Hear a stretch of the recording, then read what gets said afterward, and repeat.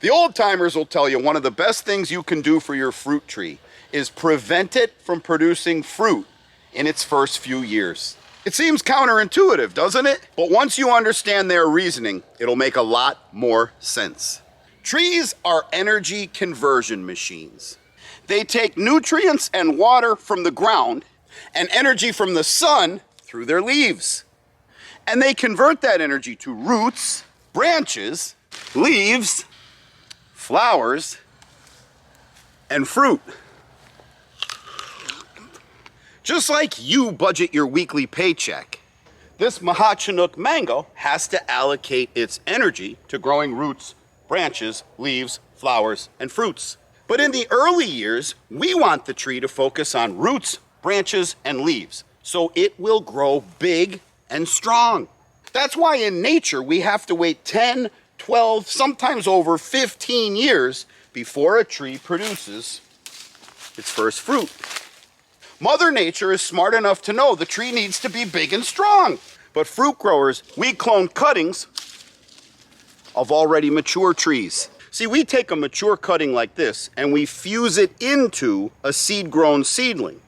The resulting tree looks like this. This is a cloned Pickering variety mango tree. Now, if you compare it to this seedling avocado, these guys are just about the same height. The only difference is this one needs at least 10 to 12 more years where it can produce a fruit, whereas this guy here, because it comes from an already sexually mature cutting, is capable of producing fruit right now. Here's an example of what I'm talking about. I put this 2.5-year-old Kesar mango in the ground about 6 months ago. And look, she's already flowering. In fact, these flowers are open, and this tree is broadcasting to all the other mangoes in my grove that it's ready to start a family. But this tree is way too small and weak to support fruit yet. Could this little panicle pop a fruit and grow to maturity? Absolutely, it could.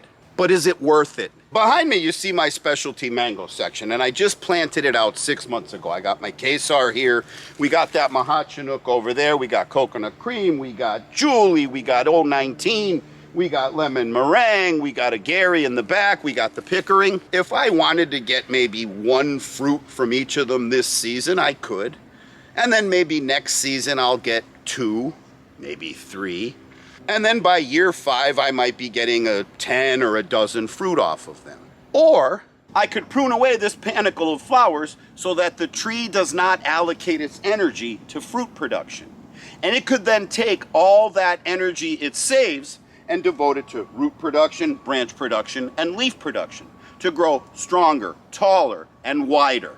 If you don't believe what I'm saying, let my trees tell you. I planted this one and this tree on the same day. I allowed this one to bear one avocado last season and the season before, but I didn't allow this one to fruit at all. This guy's only grown about 2 feet since I put him in the ground. Whereas this one has gotten to about 12 feet in height. By next year, it'll be about 16 feet in height and will be producing at commercial output levels. Let me show you the technique we use to remove the fruit-bearing panicles from our young fruit trees. It's still a little early to snip this flowering branch because it hasn't produced fruit yet. And if I go ahead and snip this, the plant's going to say, oh my God, I'm trying to reproduce and my ability to reproduce just got hampered. I better produce even more flowers. So if I cut this guy off with the hopes that I'm conserving energy, I'm just going to cause the tree to spend more energy making more flowers, which, as we now know, gives it less energy to grow wide, tall, and healthy. We want to wait until we see the fruit popping. Let me show you what that looks like. This variety of mango is called Nam Dak Mai, and it too happens to be flowering early this year. And if you look, you'll see that it's pretty far ahead of that Kesar I showed you. You don't see any yellow flowers, you don't see any open. Look, they're dead, they're brown, they're dry. But look at here, we see some fruit popping. You see that little piece of fruit in the middle of my hand, and there's some down here? This guy is already setting fruit, which means we are late enough in the process that if I snip this, it won't try to grow new flowers, which is exactly what I'm going to do. Here's a better look at the fruit that was starting to form. Now this Nam Doc Mai has been in the ground about 6 years. It's about 8 years old. It spent the first 2 years in a pot. I don't really mind that I cut away this fruit for you just for the demonstration, because today's like December 5th, so it's likely that this fruit would be falling off. And if you look real close, you'll already see the fruit's kind of black and yucky anyhow. So those little mangoes were unlikely to make it to maturity anyhow. Now you probably can't see it, but there's a whole bunch of panicles with dead flowers and little fruit starting on this tree. And I'm not really worried about pruning them all off of this guy, because this one's already mature. The trunk's already that big around. It's got some nice thick branches, and this one has already produced fruit for me in previous years. Today you learn that experienced fruit growers sacrifice low volume fruit production in the early years in exchange for high volume fruit production in the later years. You learn that we would rather a young tree focus on roots, branches, and leaves before it spends its limited energy producing fruit.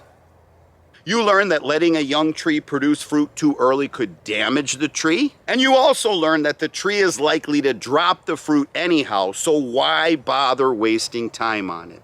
And I showed you the technique and proper timing for pruning that fruit away.